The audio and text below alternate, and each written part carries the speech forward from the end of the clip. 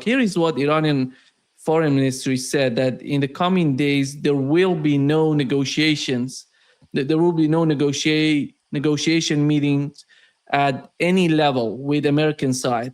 And the fact that American representatives are traveling to Qatar is unrelated to Iranian delegation trip, and which is to follow up the implementation of the memorandum of understanding. Basically, the Iranian part is they're going there because of the frozen assets, and that's related to, it seems like $6 billion. I don't know if they're gonna get that, because today we've learned that the United States said you're not gonna get that before talking about nuclear program. We have to talk about that, then we may let you, receive that money. Here is what Donald Trump said, Larry, about Jared Kushner and Steve Witkoff. Prior to the denuclearization of Iran fight that we have, which we're doing very well, there'll be a meeting on that tomorrow in Doha, and to go into Qatar. I think they've already left, or they're just about getting ready to leave. So we'll see how that goes. But we're doing very well on that front. But the meeting in Doha is going to be perhaps important, perhaps not. We're going to find out. But we're winning militarily. It's almost won militarily, I would say. And it's really very simple. It's the denuclearization of Iran. We don't want them to have a nuclear weapon, and they're not going to have a nuclear weapon. And they've agreed to that, in all fairness. So it seems he's not telling us the story behind the scene.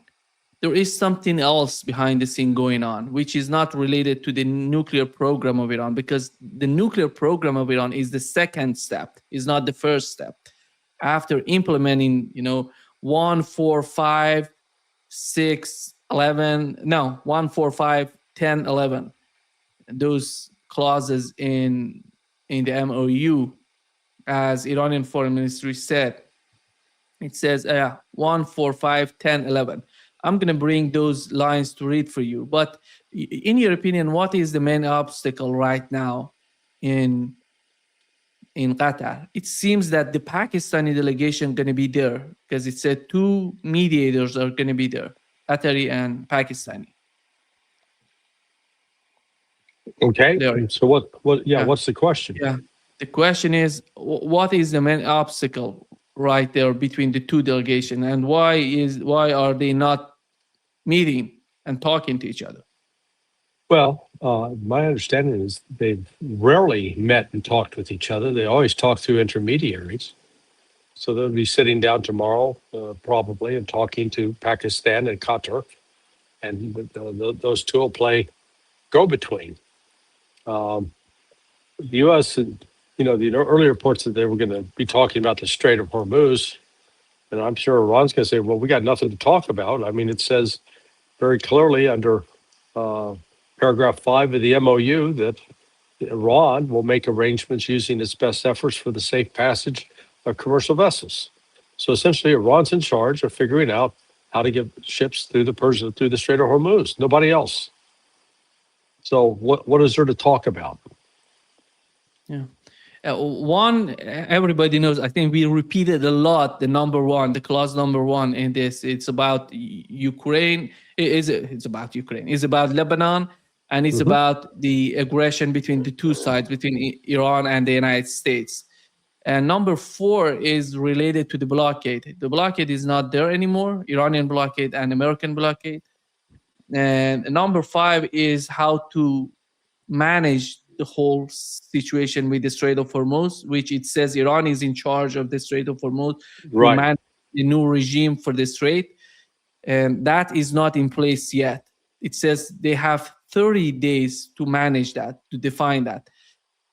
It seems today we've learned that the Iranian foreign ministry said if Oman is not willing to do that with us, we're going to do it alone. We're not going to be dependent on them. I don't know what is the communication between Who Iran. who said that?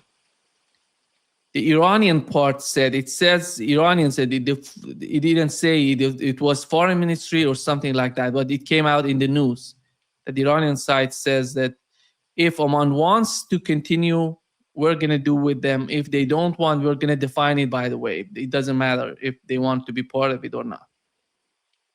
And this is what I've learned today. So And has Oman said it didn't want to? no, I have never heard Oman saying any statement. Oman, the last statement by Omani government said, we're going to define it. We're going to define together with Iranians. And number 11 is the United States undertakes to make fully available for, it's about Iranian frozen assets, which is the main reason in Qatar. The two sides are going to Qatar about Iranian frozen assets. It was $12 billion out of $24 billion. Right now, it's $6 billion.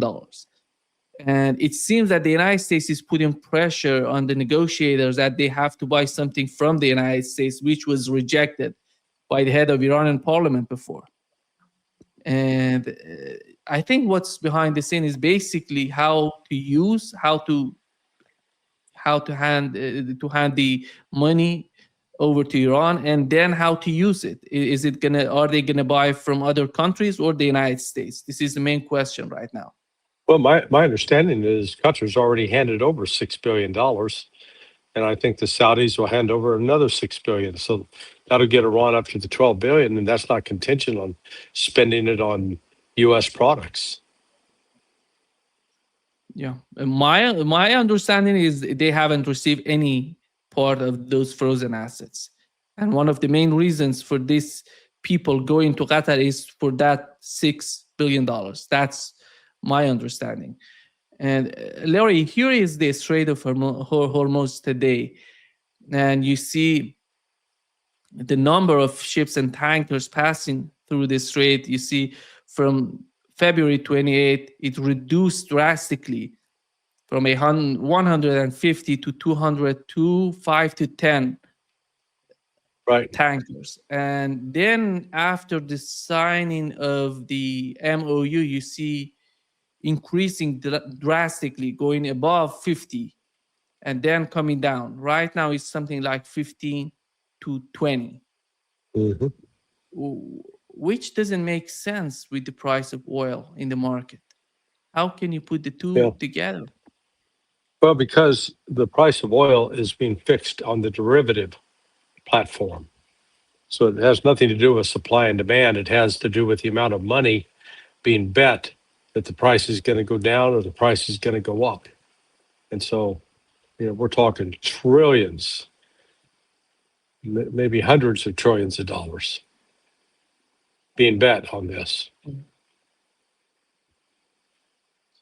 We have two reports, one of them from the United States and one of them from Europe, by the way. Financial Times reported that the situation with the gas for Europe, that Europe risks starting winter with gas stock at 15-year low. Mm-hmm. They're dealing with real problems while they're having this war with Russia, and they're not receiving that from the Middle East and with the Strait of Hormuz. We had Macron today going to Oman. It seems that part of the deal would be, if we make a deal with Oman, then we're gonna go there without paying the, that fee from the strait, and we're gonna have less troubles getting there. I don't know what is the play, because France is so different from other players in Europe. And what is your understanding of that? Well, we're talking Macron, who's wearing sunglasses today because apparently Brigitte took another punch at him and reportedly smacked him in the face. Europe across the board's in trouble. They don't have a secure source of oil and liquid natural gas. What's coming from the United States is delayed. So, Europe really is going to see much more economic turmoil before the United States does. Yeah, Larry, here is the statement that I said. Iranian foreign ministry says we are still in discussions with Oman regarding the future management of the Strait of Hormuz. If Oman is not interested in a joint mechanism for fees and services. We will simply manage the Strait of Hormuz ourselves. This is Correct. but I haven't heard any sort of statement from the Omani government. I would assume, Larry, the case of Lebanon still remains the same. And do you think with the new move in Lebanon, with the new attacks, today there were some attacks in Lebanon, Israeli attacks in Lebanon. With the new move, is Donald Trump making the situation more difficult or simplifying or somehow? It's Israel making it more difficult. And Trump just doesn't have the strength to rein them in. If he had the strength, he'd rein them in and shut them down, but he hadn't done that. And continues to enable their behavior. Yeah. It doesn't seem that he wants to do anything about the first clause. And it's basically the two moves on the part of Donald Trump is to diminish Iranian influence in Lebanon and in the Strait of Hormuz. In the Strait of Hormuz politically, how successful that could be in your opinion? Let's assume he's going to go politically on Iran. He's trying to do something, some sort of coordination with Europeans, making new deals with Oman, influencing the region, and making things more difficult for Iranian to dominate or to control the Strait of Hormuz. Well, all that hinges upon the total cooperation of all the Gulf states, and that's not going to happen. And it also hinges upon the assumption that the U.S. has enough military strength in the region to carry out a threat against somebody or someone that threatens it. Again, I think they've lost that ability. So, you enter this potential fire season with the United States having limited fire. It really is. It is not in a strong, robust position, and it's drawing down its forces. At about a week before the attack took place on the 28th of February, the U.S. military across Central Command stood up 24/7 watch teams. They were called CATs, Crisis Action Teams. They were monitoring 24/7. They'd have a turnover brief in the morning, turnover brief in the evening, where they'd say, here's what's going on today. Here's what we expect to happen in the next 12 hours. They did that every day up until about 2 weeks ago. And once Trump signed this MOU and the word filtered down, everybody started, exiting, said, "Oh, okay, it's over. We don't have to run 24/7 ops anymore for the military." So really, the military has sort of stood down now. It can do something on a limited basis, but not anything extensive. In fact, that's what we saw. Over Friday, Saturday. Those were not massive strikes by the U.S. They were limited strikes, it turns out. Does Israel have the capabilities to attack Iran without the United States, as Israel Katz today said? Limited ability. They can do it, but limited ability. It's not going to be sustainable for them. Correct. Yeah, no, they can. They couldn't. We saw during the 12-day war that they could barely sustain 10 days, and they were getting hammered by Iran. If they go back to war now, if they launch that kind of attack, Iran's in a far better position to really hurt Israel, hurt it bad. What is your understanding, Larry? Last night we had some sort of idea about Iraq. What is your understanding of what's going on in Iraq? And how is that going to be related to the whole region, the situation that the region is somehow reshaping itself? Well, I really don't know if it was a genuine anti-corruption move or if it was a move to get rid of people that were close to the United States. It could be one or the other. But Arachi was there, but he was there to arrange coordination for the handling of the of the body of the Ayatollah Khamenei. And apparently that meeting went well. If let's assume that they're seeking to reach some sort of security architecture, Iran and other countries, who is the most important player beside Iran? Let's assume Iran is one of them. Who are the main players in the Persian Gulf, or maybe in Well, Turkey, yeah. followed by Saudis. Did you perceive how somehow something big is happening between Turkey and Israel, and they're fighting each Well, other? you mean in terms of them calling each other motherfuckers? Yeah, exactly. They're attacking each other. That's serious. Yeah. I don't see that as a show, as something, a political game or political theater. That Right. is, No, you're right. yeah. It's genuine. It's authentic. They don't like each other, and yet here's Erdogan still selling them oil and pocketing a fee for doing so.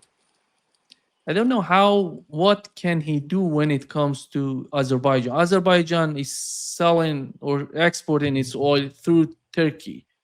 So what would be the leverage on the part of Turkey to stop that? Well, if it actually cared about the Palestinians, for starters. Yeah. But maybe they'll finally reach a point where they realize, hey, Israel's totally disrespecting us, and we're not going to continue to put up with this. And they just shut it down. Yeah. Israeli Minister of Diaspora, here is what he said, Larry, about Turkey. Ties with Turkey. It's an enemy state. And I think also, and this is one of the things that is very, very important, we have some senior advisors here from the friendly administration of the US. And I think they need to rethink how do they address the radical Islamist ideology of Erdogan and Jolani. This Muslim Brotherhood ideology. Turkey, Hamas, Jolani, Qatar. This is the greatest threat, not just for the Middle East, but also for Europe and also for America.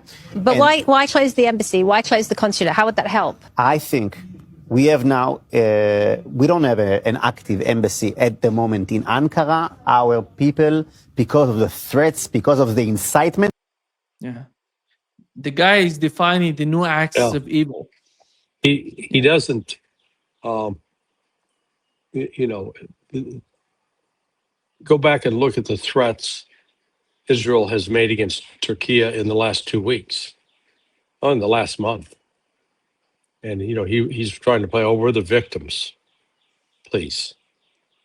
It is, this is Israel's arrogance and hubris getting it into trouble where they imagine they can fight everybody. We can fight the Syrians, we can fight the Turks, we can fight the Lebanese, we can fight Iran, we can fight Hezbollah, we can fight Hamas. They're fighting everybody but their mother-in-law.